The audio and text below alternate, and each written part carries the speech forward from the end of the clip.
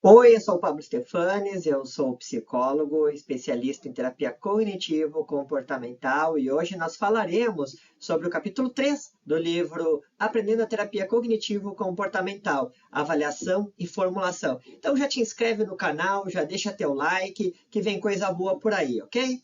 Lá vamos nós. O processo de avaliação e formulação de caso na TCC envolve a consideração de elementos cognitivos, comportamentais, biológicos e sociais. Isso significa que a gente deve ver o paciente como um todo, viu, pessoal? Não somente no âmbito da sua doença. No caso desse capítulo, nós vamos discutir para que serve a TCC, para quais casos, e as características dos pacientes que mais podem se beneficiar dela, e determinar quais são os pacientes mais adequados, é apresentado como que se faz uma sessão de terapia, como que começa, diferente de outras abordagens que são mais livres. A terapia cognitivo-comportamental, ela possui um modus operandi. Ela tem um começo, um meio e um fim. Nós chamamos isso de uma sessão estruturada. Vocês vão ver que com o tempo ela pode parecer no começo um pouco estranha, mas com o tempo vocês vão se acostumar e vão ver que fica até mais fácil assim. Avaliação. A avaliação inicial da TCC envolve uma anamnese que ela vem junto com o exame do estado mental do paciente. Então, nós juntamos esse exame do estado mental com também a anamnese completa do paciente para considerarmos quais são as bases sociais do paciente, suas condições, na sua família, como que ela é. E aí a gente junta todas essas informações e aí a gente vai elaborar com base nisso como que vai ser feito o tratamento. Vamos estabelecer as metas de tratamento baseado nisso. A realização de uma entrevista padrão e um diagnóstico multiaxial auxiliam na determinação da adequação do paciente para a TCC. Tem sido muito adaptada para tratar uma ampla variedade de transtornos, além da depressão e da ansiedade. A maioria dos pacientes avaliados em tratamento da TCC podem se dar bem com a terapia isolada ou combinada com medicação adequada. E a TCC, ela tem muitos estudos, ela é fortemente embasada em estudos científicos. Vocês vão ver aí mais tarde que tem vários estudos, mais de 300. A terapia cognitivo-comportamental é altamente recomendada para vários transtornos do eixo 1 do DSM, tendo sua eficácia comprovada sendo como monoterapia, ou seja, sem remédios em conjunto, até mesmo com remédios também ela funciona muito bem. Mas principalmente os transtornos do eixo 1, gente, ela funciona muito bem sem o auxílio de remédios, ok? E como monoterapia, ela, apesar de funcionar bem para transtornos do eixo 1, existem alguns transtornos que aí sim são mais adequados o auxílio da terapia junto com o remédio, onde a terapia atua mais ali como um auxiliar. Então, nos casos da esquizofrenia e de alguns outros transtornos mais do eixo 2 ali do DSM, gente.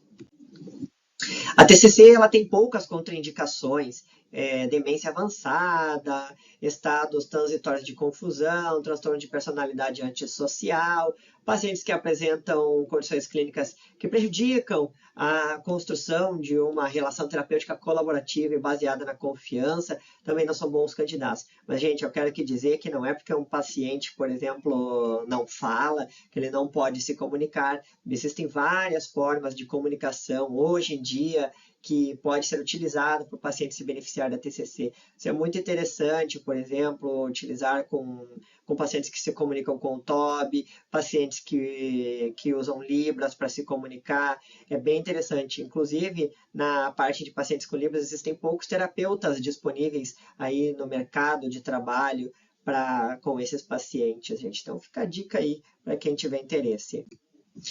Os candidatos ideais para tratamento com a TCC são aqueles que têm uma família mais estruturada, aqueles que têm uma condição financeira melhor. Mas claro que isso não muda o fato de que uma pessoa com condições sociais, com condições financeiras delicadas, não se beneficie disso.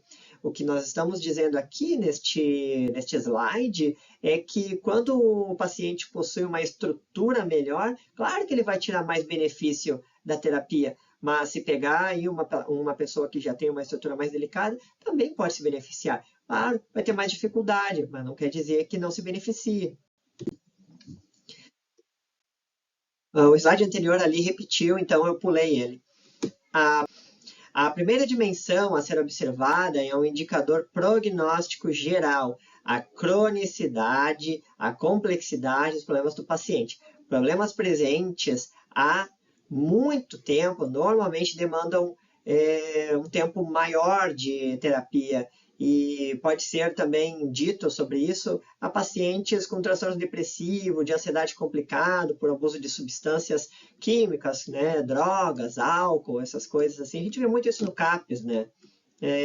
Transtorno de personalidade, então, é um paciente assim bem complicado, tem que ter o psicólogo que for pegar um paciente com algum transtorno de personalidade, tem que ser um psicólogo que entenda bem do que está fazendo, bastante estudo nessa área, porque são pacientes bem mais complicados de lidar. E eu, sinceramente, não costumo recomendar para quem é iniciante nessa área ou para quem não trabalha com isso com muita frequência.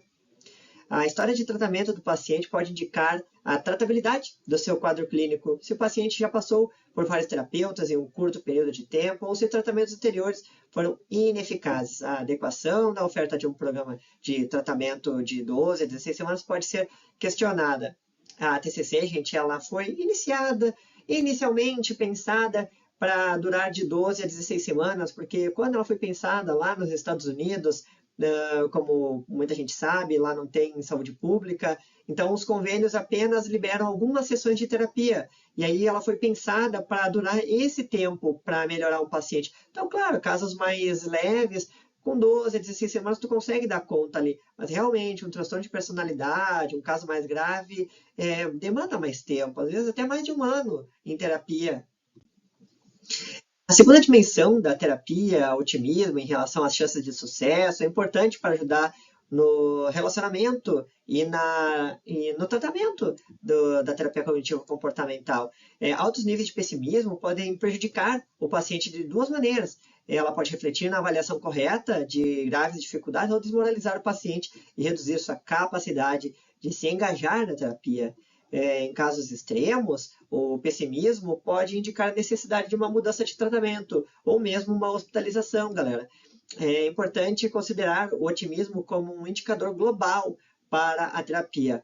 Ou seja, é preciso reforçar os pontos fortes do paciente e se o terapeuta perceber que aquele paciente realmente está muito pessimista, realmente está tendo um problema muito grave, às vezes é o caso de recomendar, então, uma consulta no psiquiatra, ou às vezes até mesmo um caso de internação hospitalar é necessário.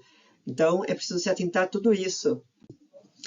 A terceira dimensão da terapia está relacionada ao modelo de motivação que ele foi descrito por um cientista chamado Prochaska e de Clemente. Eles incluem as seguintes etapas: a pré-contemplação, contemplação, preparação, ação, manutenção e recaída. Isso daí, gente, me lembra muito quando se trabalha com álcool, com drogas, né? A tal da entrevista motivacional.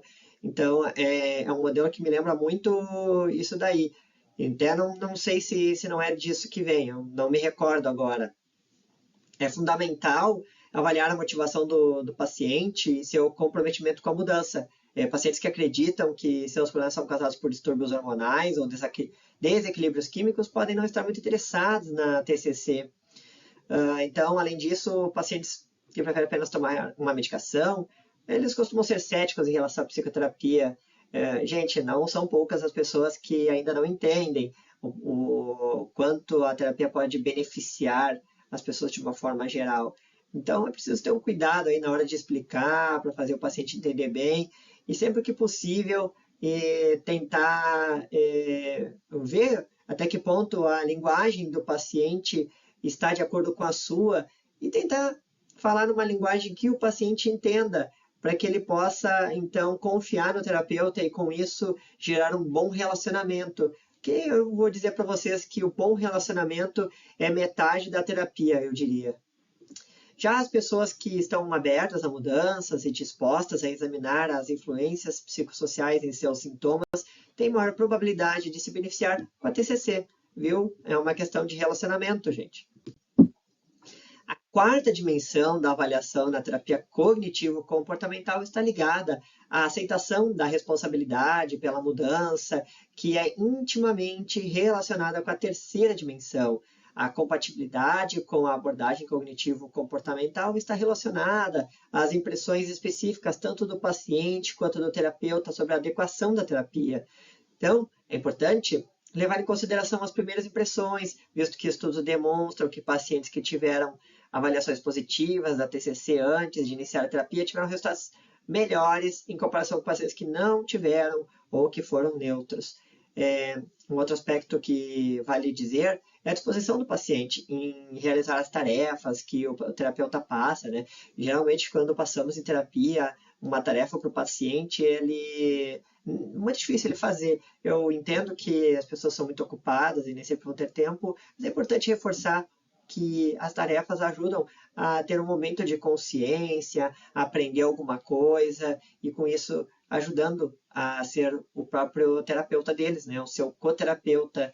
E é bem nós tentamos ensinar na TCC que o paciente possa aprender algumas técnicas para aplicar em si próprio. Isso vai ajudar ele ao longo da terapia e em outros momentos para evitar uma recaída.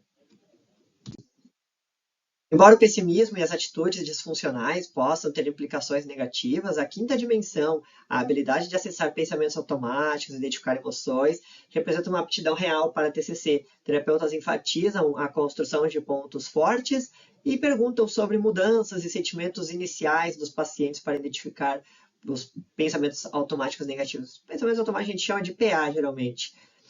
A dificuldade de identificar flutuações emocionais é uma desvantagem, perdendo a oportunidade de identificar pensamentos automáticos negativos e melhorar o humor.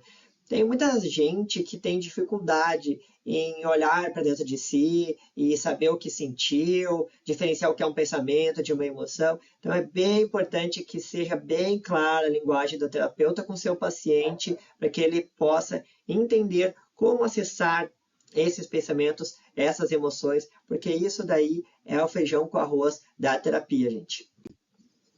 A sexta dimensão importante na avaliação da adequação do paciente para a terapia de curto prazo é a capacidade de formar uma boa relação terapêutica. Aquilo que eu falei antes.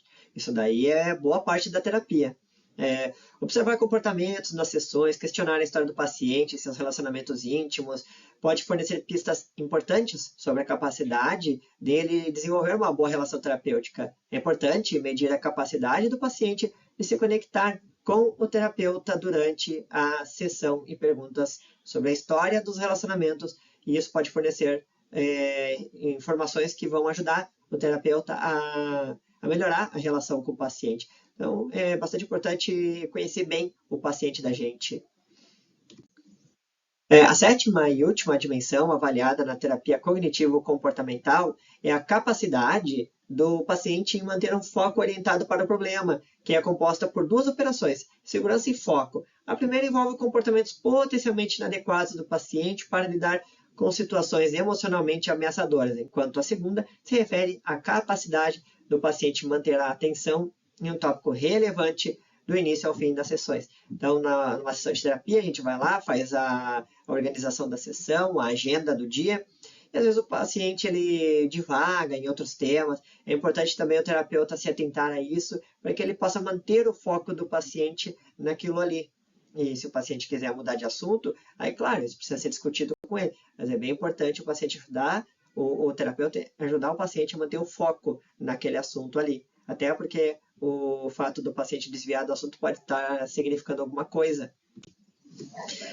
Nos casos de operações de segurança, o paciente pode utilizar comportamentos potencialmente disruptivos durante a terapia para restaurar sua segurança emocional quando se sente ameaçado psicologicamente, como controlar o ritmo, os tópicos da conversa, evitar material emocionalmente carregado, falar demais, ficar aí se esquivando dos assuntos, ser prolixo.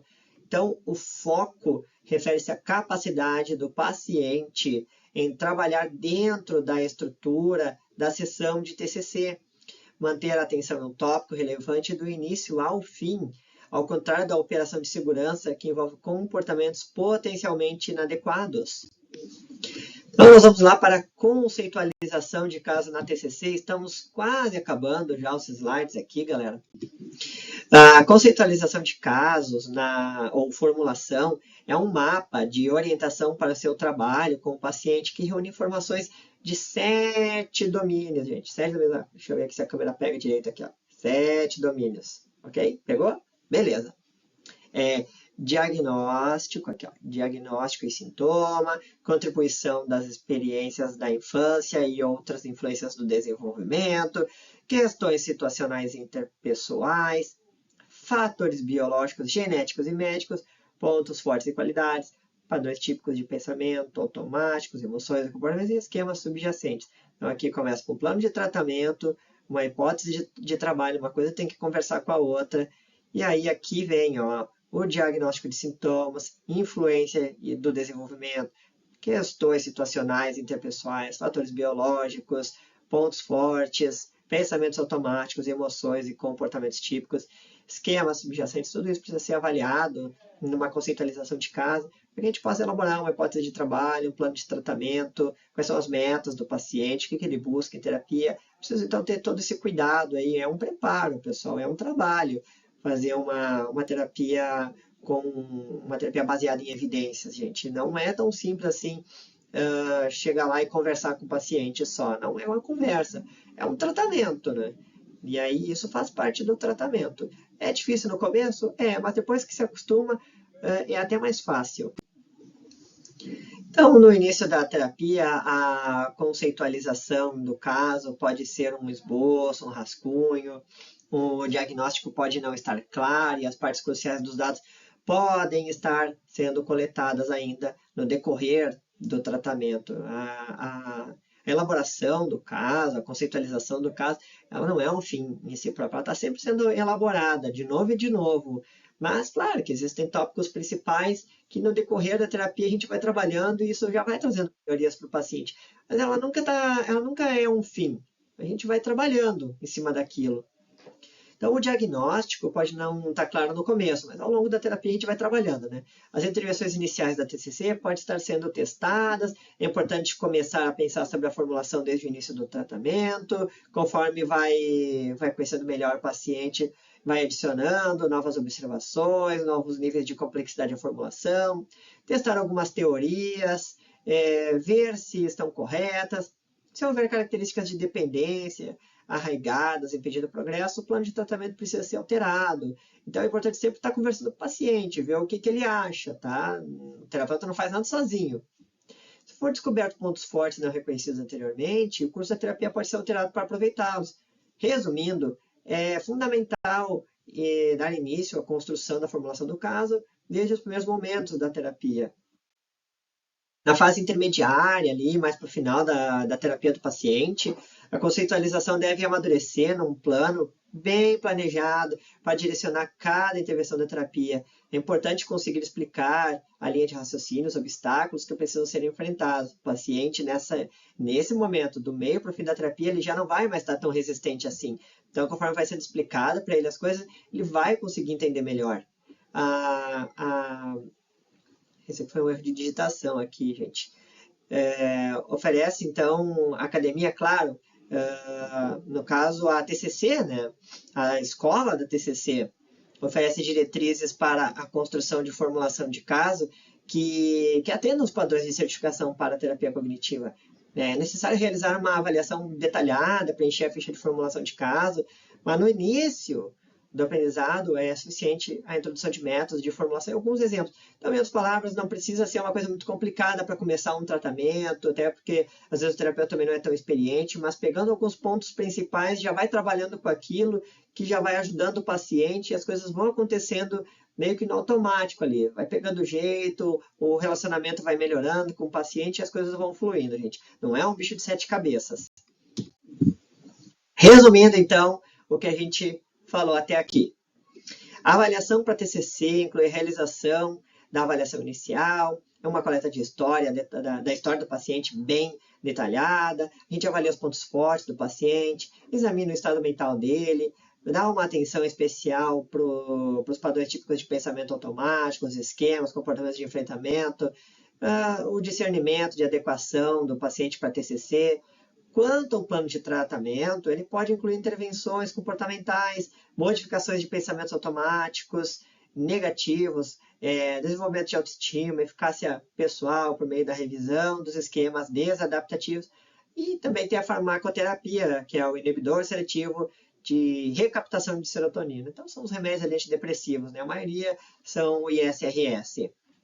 Como a TCC demonstrou ser eficaz para uma grande variedade de quadros clínicos, há muitas indicações para essa abordagem de tratamento. Eu volto a dizer, é uma PBE, é uma psicologia baseada em evidências. Tem muito estudo científico aí que vem sendo desenvolvido, já foram e vem sendo desenvolvido, comprovando cada vez mais a eficácia com novas técnicas, novos métodos, ajudando a superar os desafios, né, os problemas emocionais dos pacientes. É tudo para ajudar o nosso paciente. Esse é o nosso trabalho. É sugerido um ponto de vista cognitivo, comportamental, social, biológico amplo para a formulação de caso e planejamento do tratamento. Para desenvolver uma conceitualização refinada e altamente funcional, os terapeutas precisam dessas 5 coisas. Né? Realizar uma avaliação bem detalhada, desenvolver uma análise seccional dos elementos cognitivos comportamentais, das situações estressoras típicas na vida atual do paciente, considerar as influências longitudinais, ou seja, do desenvolvimento dele, as crenças nucleares, estratégias de comportamentos habituais, formular uma hipótese de trabalho e elaborar um plano de tratamento que direcione as técnicas eficazes do TCC para os problemas chaves, pontos fortes do paciente. Se você gostou desse vídeo, se tu acompanhou até aqui, eu te agradeço. Já aproveito mais uma vez para pedir para tu deixar o teu like, que ajuda muito o canal. Te inscreve lá também, assim me ajuda.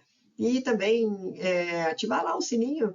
E aí tu vai ficar sabendo toda vez que eu lançar vídeo novo no canal. Isso aí ajuda bastante a crescer e a fazer depois outros vídeos em outros formatos, de outros livros. Vai deixando seu comentário ali e a gente vai construindo esse canal juntos, ok, gente? Obrigado e tchau!